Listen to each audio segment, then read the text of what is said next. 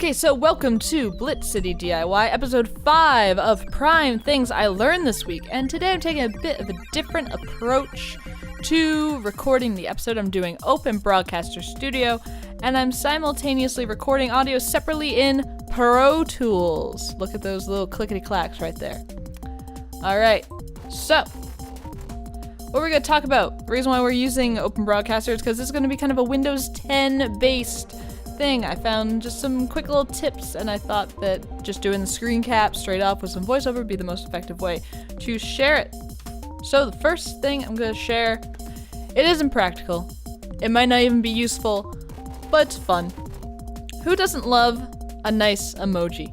Emojis are kind of the bane of everyone's existence, and also everyone kind of loves to hate them. I enjoy using them on my smartphone, and I started wondering one day, if emojis show up on places like Tumblr, Twitter, Facebook from people's phones, there must be a way that the desktop operating system is recognizing the emoji and translating them, at which point I would come to guess there must be a way to enter emojis onto a desktop operating system, and I found it. If we look down in the corner here, where the clock is telling you what time it is, what day it is, we look here, touch keyboard. Now, if yours isn't here, you can right-click on the taskbar, show touch keyboard button. See if I toggle that, disappears, gone forever, and it's back. What you do is you click on that, and you have this floating window. You can also anchor it, or you can let it float, roam free. You can't minimize it, unfortunately, which is a feature I would like to see, but that's okay. So what you want to do, you can either type, like hi, you can hit enter. There's also little sound effects, little bleepy bleep. Alright, so what you do, see a little smiley face, you click there. You have all the emojis you ever wanted. Now in Word, they show up black and white, but on Twitter, things like that, they show up in color. And that's really cool. Blitz, blitz, blitz, blitz. And there's a lot of options. See, it shows your favorite, and there's also the faces, and there's just a lot. It's just really cool little feature, and it almost feels like there's more than are on the actual like smartphone applications, which is cool. Granted, I'm running an old iOS because I still have an iPhone 4, but yeah, I like this little feature.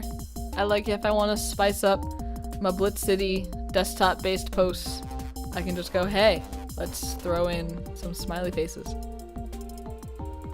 Now, another more useful article that I found, I posted on Blitz City DIY's Facebook page as a lunch break article.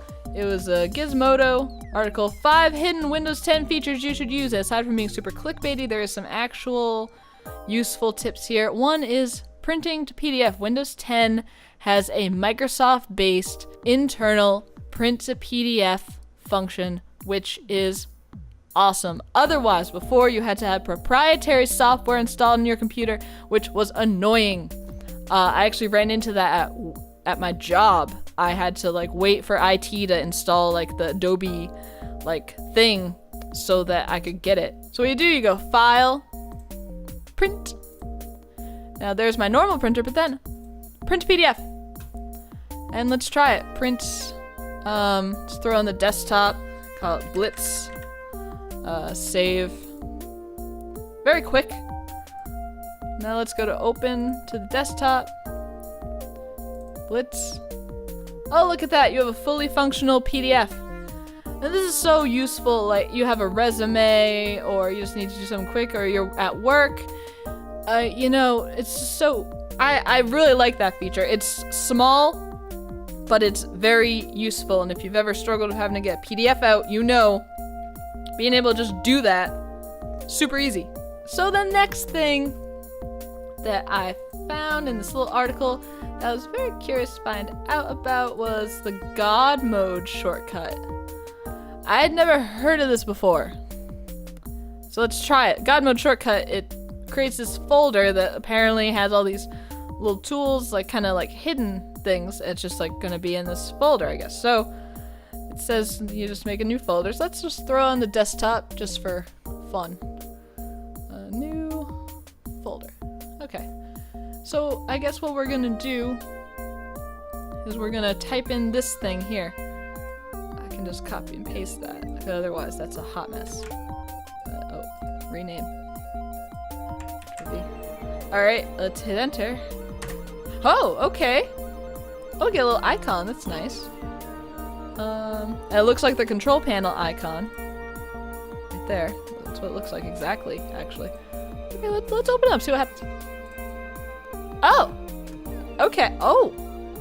Wow, there are a lot of... Okay, wow, so everything you ever want is here. It really is God mode. You're now God of your computer. That's... Oh, there's even oh, yes. Hells yes. Because, I mean, the reason why I keep this pinned here, when you go into control panel, first of all, I hate that. I don't want to view by category. You have to do this thing. And like either way of organizing it, I don't like the category, but sometimes it's easier to get certain things by category. I don't like the icons either. It's just, I don't like it. I don't like it, so but I do like this. This is great. So everything I basically use the control panel for, I can now do with this. So that I like this a lot. Okay, God mode is the way to go. It really is. This is the way to go. There's no other point to anything else. Just use God mode. Alright. Cool! That's awesome.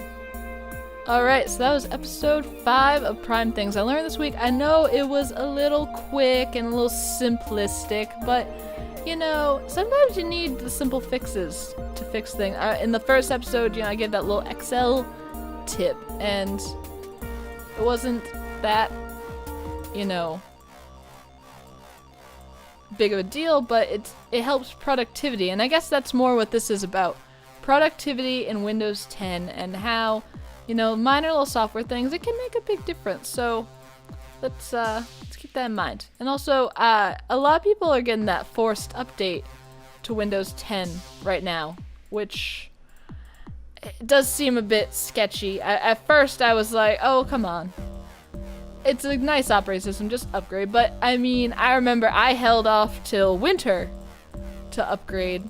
And the reason why I was doing that is I was searching constantly, like every program I used was supported yet, and if it was like confirmed that things were working.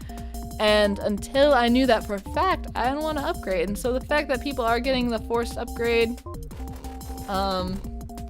sucks. But if you're in the flip side, if you're on Windows 10 and you're kind of liking it, but you want to know a little bit more, these tips might be useful to you.